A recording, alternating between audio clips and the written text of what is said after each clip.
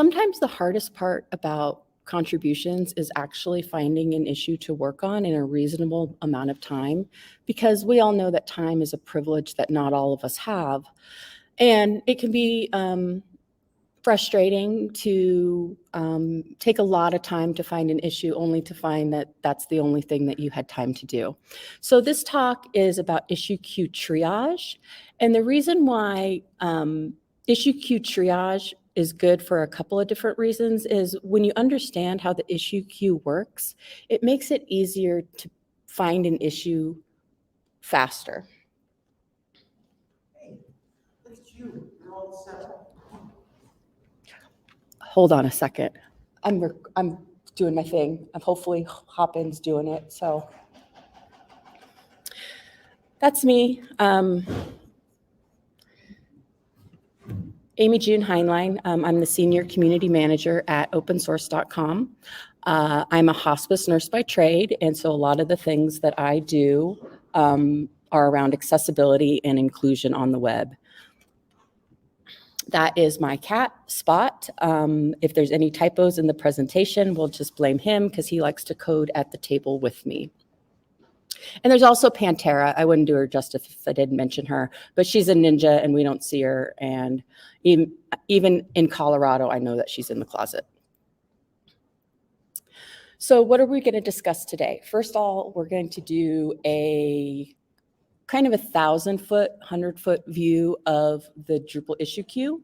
We're going to look at all the sections of what makes up an issue, all the different categories, all the different metadata.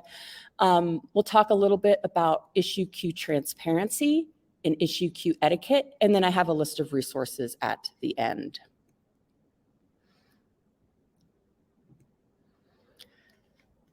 So what is issue Q Triage? It's having issues and tasks that are pre-selected for a contribution event. It provides new contributors a way to accomplish a useful task during the event. We're sort of, the triage part happens before the event so people can, quickly find something to do. When is issue Q Triage necessary? Well, for one, sometimes people don't look at the queue before they file an issue, so sometimes there's duplicates of the same issue. Sometimes we don't know where to file the report, so sometimes we triage them to make sure that the bug report or the feature request is in the right queue, because Drupal does have many queues. There's the core contribution queue, but there's also spaces for contributed modules and community projects as well. If the steps are really confusing and hard to replicate, fixing those up and making it easier is a way to triage issues. If you find a bug and you find an issue about the bug, you can confirm that you found the bug, or you can add some necessary steps to the existing issue queue.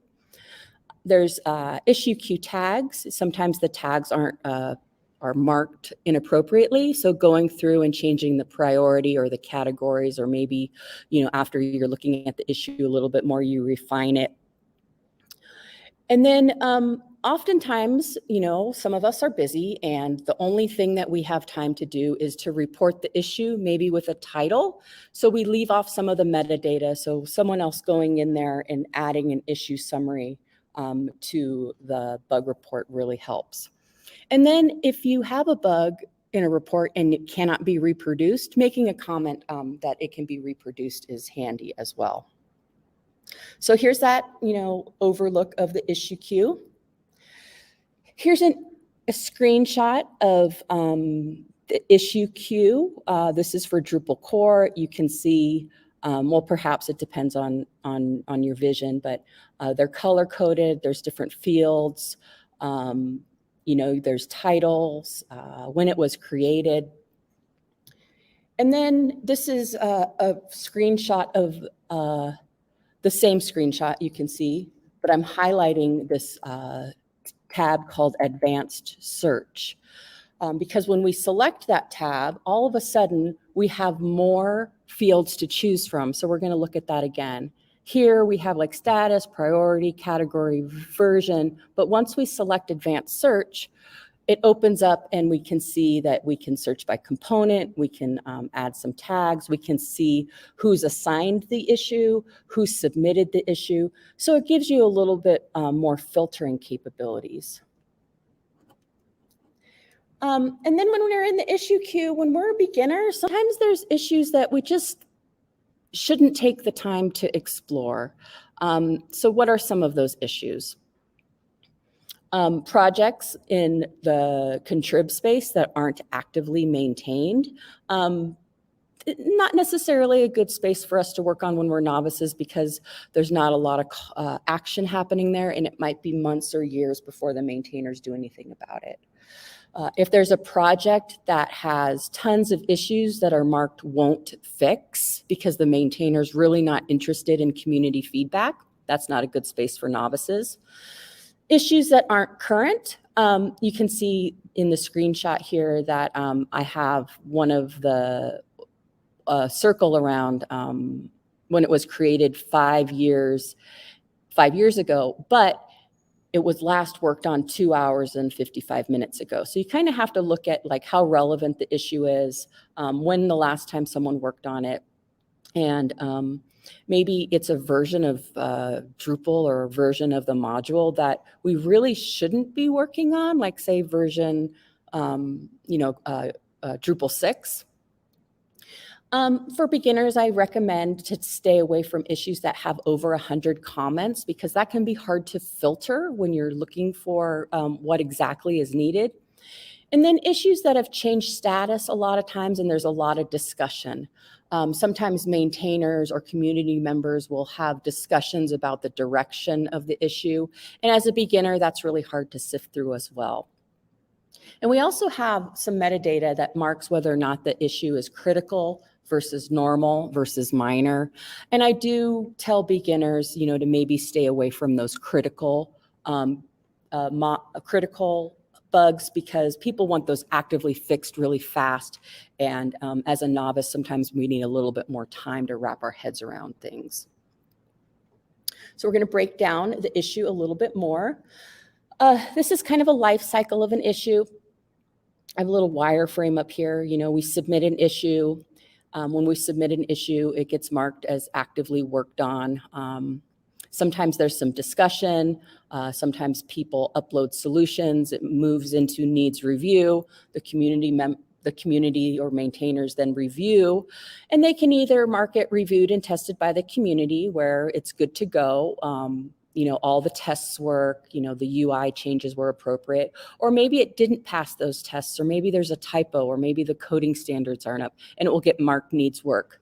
So when it goes into reviewed and tested by the community, and we'll see that abbreviated RTBC for short, that alerts the maintainer that it's ready for approval and perhaps getting merged into the project. But then if it gets marked needs work, it goes back into the cycle of discussion, collaboration, and finding solutions. This is a screenshot of the top of an issue, the metadata that we fill out as we submit our issues. You can see that the title up there has a typo. That's good old Spotty. We want a clean, concise title with keywords that that are going to be useful for people to search with. We indicate what project it is. This one's Drupal core. Typically, if it's a bug report, we're reporting against the latest version. I'll explain all these meta fields in a few minutes, but I wanted to show a screenshot of this. This is the necessary metadata. So again, the title, that's that descriptive heading for the issue. The issue title is displayed in issue list, so make sure it's both descriptive and short. And again, use keywords that people would use to search for it if they had the same bug or feature request. Category, this is where we indicate if this is a task, is it a bug report, is it a feature request, is it a roadmap, support issue. It's a drop down, and there's a few to choose from. Priority, this is the relative importance of an issue in relation to the project and other issues. So, is it a a white screen of death? Is it just, complicating CSS when you mix it with the meta tag module? Determine, how critical is this for the rest of the community? Status, this is the current state of the life cycle of the issue. Is it, and if it's resolved, the type of resolution. Version, again, normally we set this to the current development version of the project rather than the exact release version where you notice the problem. And if we mess up and get some of this metadata wrong, it's okay because it's easily fixable. So don't stress out too much about if you can't figure out what version or status to mark your issue. And we'll talk about that a little bit more when we talk about transparency in the issue queue. Component, this is the part of the project that the issue falls in. This can be, this is a drop down. In core, there's a long list of components, but from project to project, the components change based on the project, especially non-code projects like camps.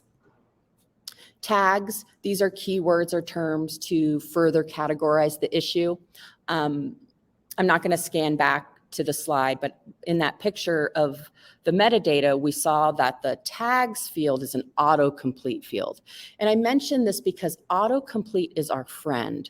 When we enter a tag in the Drupal issue queue, it stays there. So I just want to throw out an example of when we did some tag triage a while back. Accessibility was in there, but it was spelled wrong a couple of times. So really let that autocomplete be your friend. And typically, and I'll explain this a little bit later, we don't normally have to add any tags. Most of the times the tag we need probably already exists. Assigned. This is the username of the person who's working on the issue. There are two different ways to fill out this field. Unassigned, the project has no one assigned to it. This is the typical setting for issues and is the default. And then a member name, a username of a Drupal.org member who's responsible for the issue. Typically, if you're not a maintainer of the project, you can only assign yourself. But maintainers, the list is a little bit longer and they can assign themselves along with other maintainers. I do caution people against assigning themselves issue in Drupal core. We typically let the maintainers assign themselves, but it's okay to assign yourself in the contributed space. And the summary, this is the description of the issue, and this is kind of the bread and butter of what we need to decide and look and determine if this issue is okay for us to work on. I have some examples of some issue Q summaries. A while back, these weren't in the issue queue, but now they're injected by default. So we have this template to work on. So you can see it's in headings, and we don't always need to fill in all of these steps if they're not relevant, but this is a good starting point to kind of think about what you need to put down for your issue for other people who aren't familiar with it. So we have problem or motivation, why the issue was filed, steps to reproduce the problem. And the steps to reproduce can be, detailed instructions on how to reproduce the issue, including, exact versions used, specific paths to follow, what actions to take. And also, we want to include expected versus actual results when we talk about our issue. Proposed resolution. Excuse me. This is what we think might be the solution, This can be up for discussion. You could admit, I don't know what the proposed resolution should be. It's kind of a place where the discussion can start happening.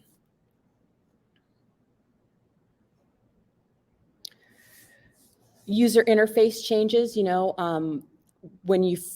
when you fix the issue, is anything in the user interface going to change, either the front or the back end?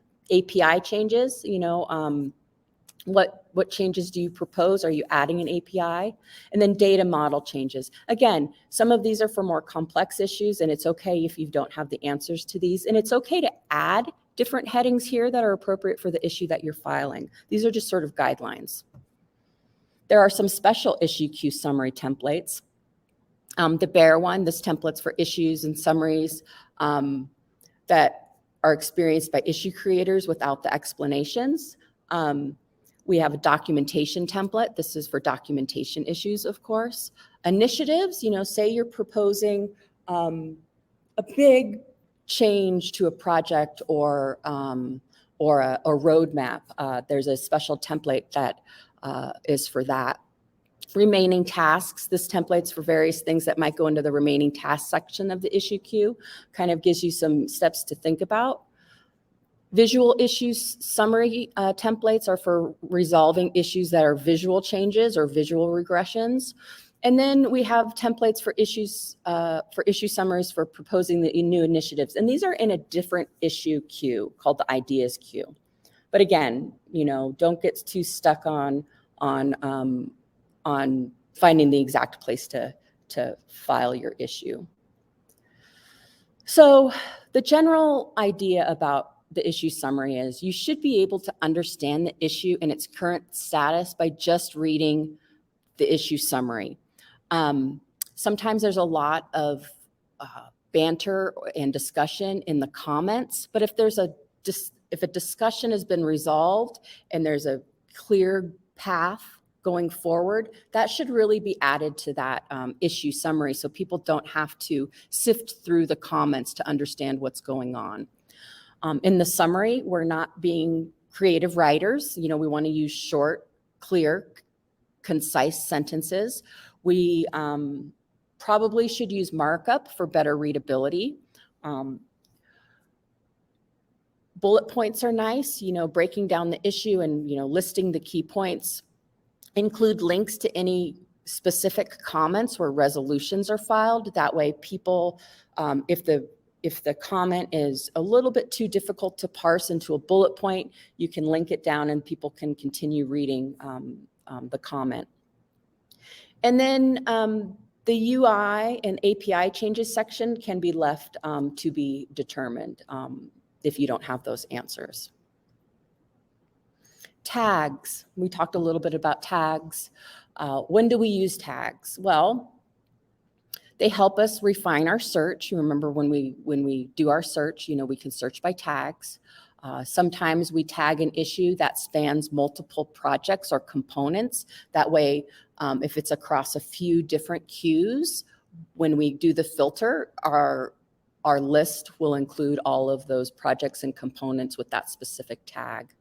When we have contribution events like DrupalCamp Colorado or DrupalCon Prague, we create special tags that tracks the issues that we would love to work on during Contrib Day, but it also tracks when issues were worked on. Maintainers will use special tags to classify with more details about the status. They'll use it to list milestones. And then, of course, it's really any way to classify it by any other criteria that isn't in our meta tag or metadata fields. So here is a screenshot of the sidebar of one issue in the issue queue. It's the tags section. What this is as I hover over one of these tags, if it's a special tag, it has a tooltip, a little pop-up that comes up that explains what the tag is. So sometimes, if you're not sure, you can scroll over those issue tags and learn a little bit more about each tag. There is a list of issue queue tags that have special significance, and there's a page for that. If you select one of them, it takes you to the page that has all of the special tags.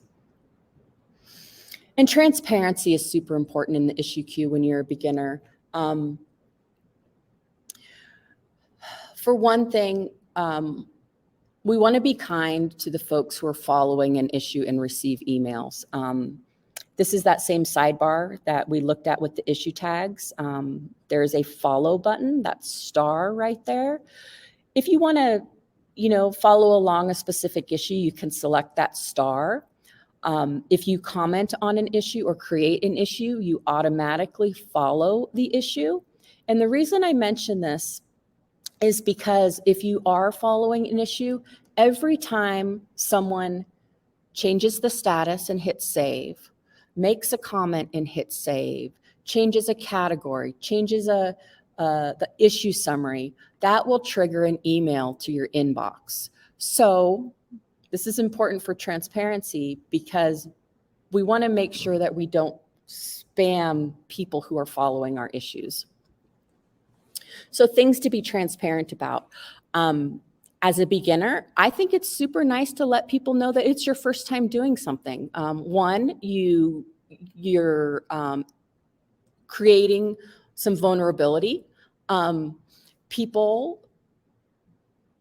Maintainers, if they know it's your first time doing something, may have a little bit more grace. And I know that's kind of a horrible thing to say, but some of our maintainers are in their day-to-day, hour to hour, and they have to work with a lot of folks. So being transparent that it's your first time doing something lets them know that you might need a little bit more help.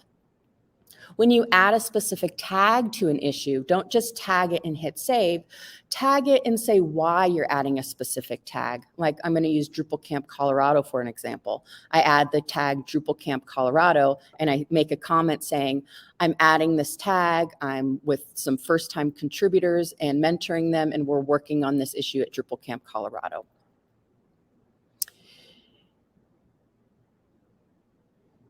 If the issue is being held for new contributors, make a comment because sometimes what will happen is we'll do issue Q Triage and we'll mark a lot of issues novice for a specific event, but people who are just kind of out there and have some free time will go in there and work on it. So I like to be transparent and let people know that I've triaged this issue for the first time contributor workshop at DrupalCon Prague. I also like to mention if I'm with a group of people, because not all of us need to make a comment, but we're working on it together, I'll make a comment about who is helping with the issue. Matthew, David, Lexi are all at the table with me working. And then I make a comment when I assign it to myself, hey, I'm assigning this issue to myself. I have an hour to work on this. I will update and include a patch in the next couple of days. And I think I talk about this later on, but I want to make sure I mention it. But also make a comment when you unassign yourself. Maybe you didn't have time to work on the issue. Say, hey, you know what? I didn't have time to do this. I'm unassigning myself. So some etiquette around the issue queue. We want to make sure we report the issue in the correct project or place. There's a section on the community page that has a lot more details about this issue queue etiquette I'm talking about. I have the link down at the bottom, but I'll share the slide deck on the DrupalCamp Colorado event page so people can have the slides with the linkable or clickable links. We want to try to resolve the problems ourselves before creating an issue. And what that means is, yes, you have a bug report, but you also know the answer. So before filing an issue, get your solution ready to go. And that way, when you share the issue, you can share your proposed fix at the same time. And that reduces redundancy of someone else seeing the issue and, quickly working on it. So, try to resolve the problem yourself.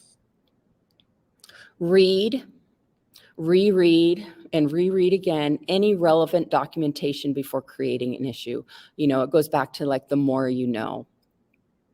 Download the latest version of the project and see if your issue has already been fixed. Maybe you're using a couple of versions before.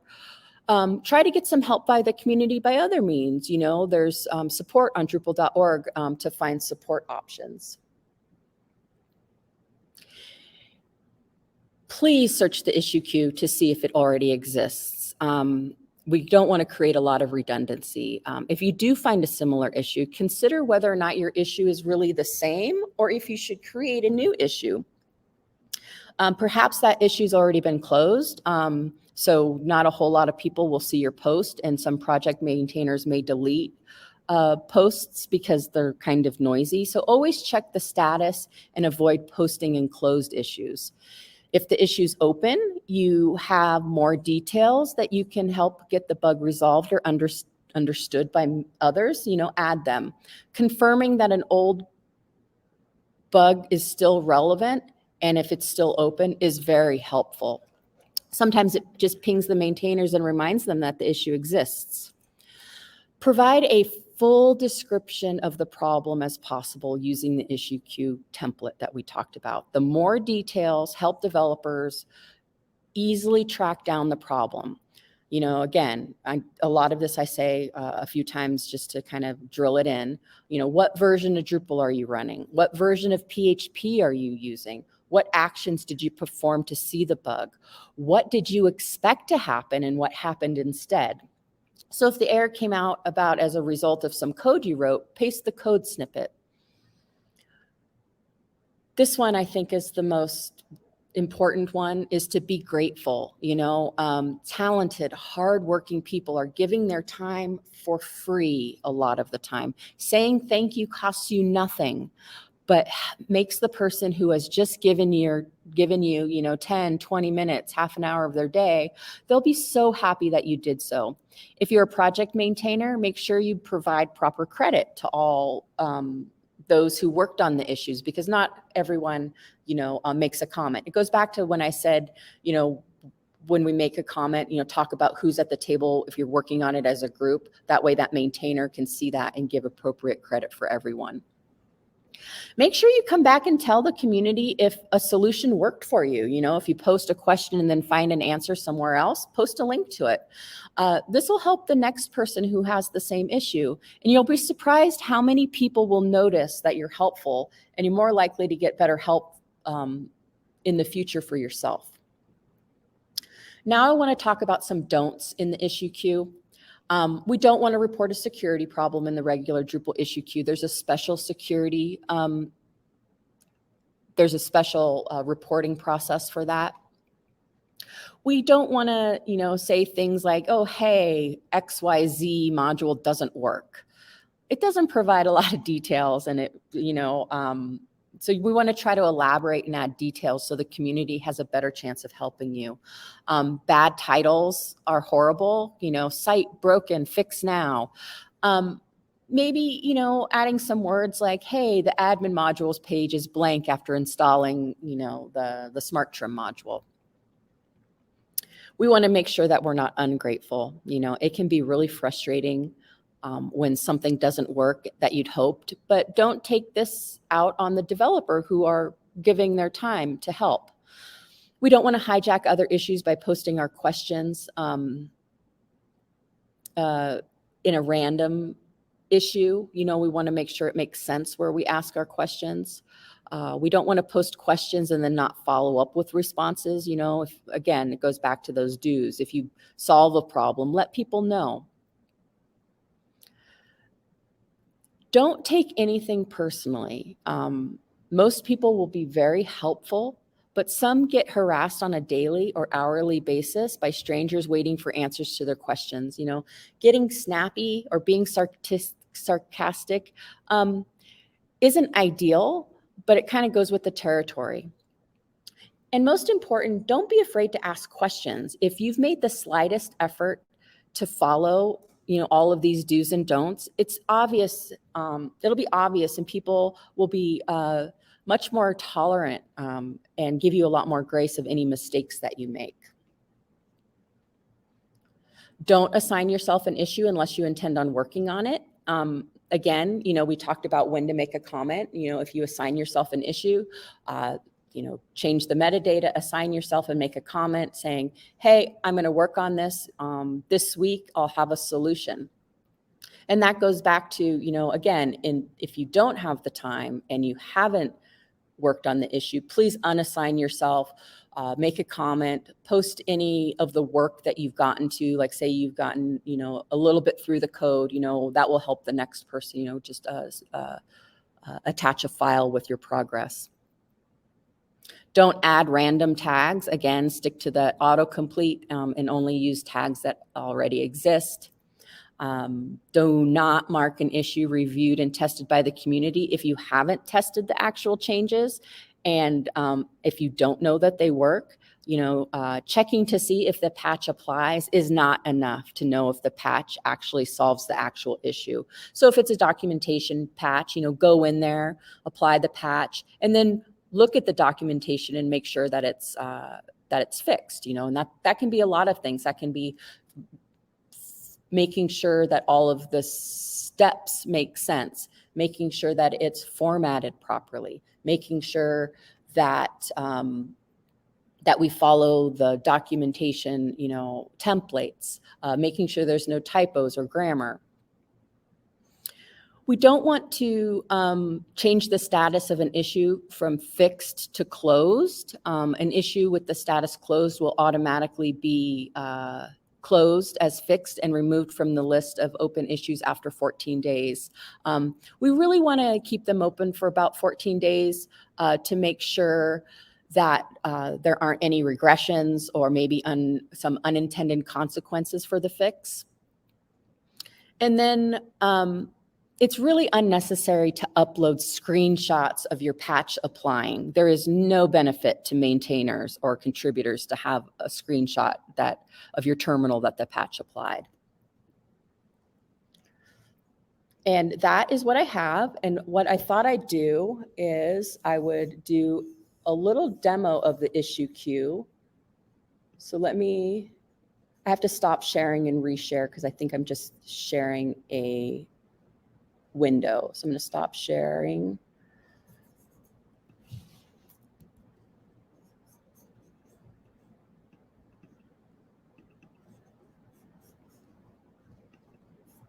And I'm going to try to find my cursor. Okay, and I'm going to share my whole window. Okay. So this is after I've logged into my Drupal account. Up in the corner, you can see my little avatar on the right corner. If I go up there and select this, there's my dashboard. So this is my dashboard. My dashboard is completely customizable. You can have these blocks in any order. You can take off some blocks, but these are the blocks that I find very useful when I have time to work in the issue queue. One block I have is specifically just for Drupal core. I have a block that has all the contributor links, which because I'm a mentor, I don't always remember everything. So I do have to look up documentation. So I have this block here because it's just really easy. It has a list of some of the pages I use the most. Security announcements, if you're not actively, doing updates, you might not need this block. I have posts that I'm watching or posts that I've created. And then I have issues that are mine that I've created. So if I go into Drupal core here, you can see that there's, well, I can't see how many they are because the screen's across the room, over 20,000 open issues with over 9,000 bug reports. So I'm just going to go into that issue queue and we're going to just kind of dance around in there like how I showed you. So here's that list. For those that can see colors visually, the list is color coded, but also the colors correspond with the status. So we have our active issues that are, kind of plain color, needs work are light red, reviewed and tested by the community are green, needs reviews are yellow. So in here, we can see that, this is a long list. Right now, it's listed by last updated. Some of these are filterable. You can change the order. Here's that metadata we talked about. If we want to search for an open issue, say we found a bug, so we want to maybe search any issue, that opens the issue queue to issues that have been closed and fixed as well. We can search by priority, as a beginner, I don't want to work on critical, maybe I'll just work on normal issues. Category and core, is it a bug report? Is it a task, feature request, support, or a plan? And then what version of Drupal are you most comfortable with? And you can see that there's still issues open for Drupal 7. It isn't end of life yet. We do have issues open for Drupal 8.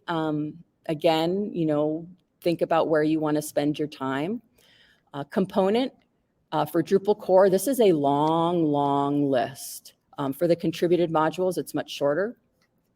And then, the spectacular thing is I can go right here into the advanced search, and it opens up more possibilities for me. So now I have who's assigned an issue. Say I was working with Daniel last week and I know he assigned the issue, but I can't remember what it is. I can start to type Dan's name in there and it auto completes and I can find him, and then I can filter by his name. I know I want to work on an issue that Mike Herschel submitted. I can search by that. What was another one that opens up? There's the tags. Tags is pretty cool. In here, you can search for just one tag, if multiple of tags. So here, if we go into, I want to search for documentation. And look, this is going to autocomplete too. So there's a couple of things I can look for. So I'm going to needs documentation. And then, it's pretty straightforward. You hit the search button, and now most of these that pull up should be documentation issues. So let's go into a specific issue. I'm just going to pick the first one at random. So here's that metadata all collected within, now it's an issue. We see that there's that title, it's got the keywords. We've got, it's about migration, it talks about database keys, very searchable title. Down here, they've used some of that template. They filled in the problem and the motivation. They have the proposed resolution. They did not have steps to reproduce, so they made that heading a little bit smaller. And then they have remaining tasks. Down at the bottom, below the issue summary, because this is an issue that's already created, people are starting to comment on it and discussion is happening. So you can see that, some people have some solutions. Drupal went in and said that a new version of Drupal was released. And so that indicates to the maintainers if someone has some proposed fixes in there, make sure that it's relevant to the new version of Drupal. So it's pretty straightforward, just kind of scrolling down and looking at the issues.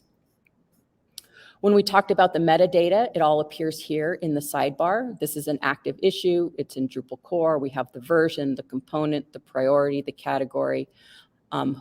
It's not assigned. And then here's that special tags. Remember I said if you hover over that, it gives an explanation for those special tags. Here's that follow button. I can hit follow.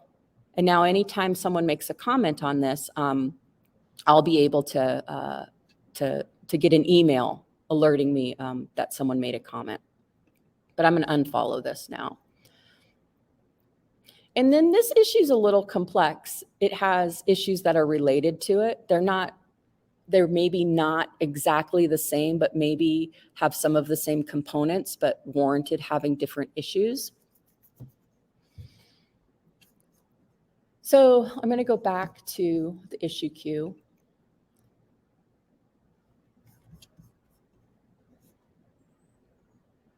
And I'm going to search novice.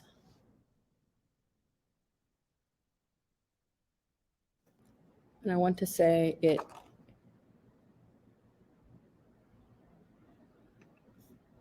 hit search. So now what happens is I have a list of issues that are novice. And as I do issue Q Triage, what I want to do is I want to make sure that this makes sense to someone who is a novice or maybe, hasn't worked in the issue queue very much. So unclear explanation of path in hook-themed docs. Title's pretty good. The problem and the motivation. Now, I'm not a coder, so I don't know all of this. I'm fully transparent about this. But this is my chance to go in there and make sure. I can see that a lot of this is left blank. So this is my chance to go in there and really kind of dissect the issue and add any relevant information.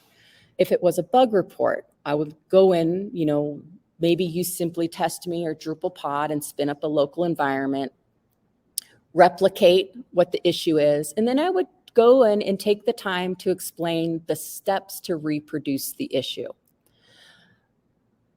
Also, what I would do is I would talk about the expected results versus, or the actual results versus the anticipated results. So if someone's coming in here and they're like, okay, great, I followed these steps to replicate, what am I looking for and what's wrong with it? So making sure that the bug is reproducible, making sure that you indicate that there's any UI changes, all that kind of stuff. And then one thing to think about when we work in Drupal, I'm going to go back to my dashboard because maybe Drupal core doesn't feel very safe right now. There's a lot of things going on. You're a beginner. You just kind of want to touch your toes in something. Here in this contributor links doc, there's this novice issue. And I believe if I go into this queue, it's not only Drupal core, but it's contributed projects as well. So that makes it really handy. You can go in there and you can work on, you see here that it's Drupal core. You can see here that this is the Redis module. So you can, kind of have a little bit of a braver space to work if core makes you nervous. And then what else can we talk about when we look for an issue? Sometimes, as a novice, maybe making sure that it's a skill set that is relevant to your skill set, honing down on those components. If you're a JavaScript developer looking for a JavaScript tag or a JavaScript component, maybe you're a low coder. Maybe you're a sales consultant or you work in HR, but you want to give back to Drupal. And how do you do that? So there's low code issues like documentation, or sometimes reviewing issues where you spin up the site on a browser-based solution like Simply Test Me or Drupal pod. And then go through the issue summary and go through the steps to replicate and take screenshots. So there's a lot of different ways that you can kind of hone down what you're looking for. But I think most importantly is, making sure that it fits your skill set, that it fits your passion. If you're not passionate about documentation, maybe don't work on it, because it really shows through on your work. And then one of the most important things I think too, as we first get started in the Drupal issue queue, is being transparent about our level of knowledge. Saying, hey, I saw this issue. I can work on the technical documentation, but maybe I need a little bit more resources, and defining the resources that you need and being clear to the maintainers and the other people working on the issue that you would like help. Being vulnerable really goes a long way in the issue queue because we all strive for continued contributions, so just sort of, be yourself, be transparent, and most importantly, have fun. The more you work in the issue queue, the more you meet people. Following up on Drupal Slack is sometimes a great way to do it. There's a lot of channels in Drupal Slack that are corresponds with different components in Drupal core or different projects or different community projects. So that's sort of the 1,000-foot view of the issue queue. There are times where there are first-time contributor workshops, which go more into like the hows to contribute versus like what the issue queue usually is. And I'll post some of those links on the DrupalCamp Colorado website as well, because we have those recorded. Typically at local and regional and at DrupalCons, we do have first-time contributor workshops. And if you have the privilege of being able to attend an in-person event, there's always plenty of mentors to help out. There is space these days online for mentored contributions. Kristen Pohl runs some contribution spaces where we have mentoring. So there's lots of places out there where we can get started and dip our toes. So thank you. If you have any questions, go on Drupal Slack. There's a space called contributing where you can go in there and look around for issues that people are working on. And again, say front end is your passion, go through those Drupal Slack channels, you utilize those tags in the issue queue and you'll find something to work on. And I think I'll be able to share my slides on the website. Okay, in the next couple of days. So they'll be up there with all of the links. But a good place to start is if you search for Drupal.org contributions, there's a lot of great space to learn. And if you just kind of do like the link bumper car, where you kind of go from link to link to link to link, sometimes that's a really great way to kind of hone in on something if you're not looking for something specific.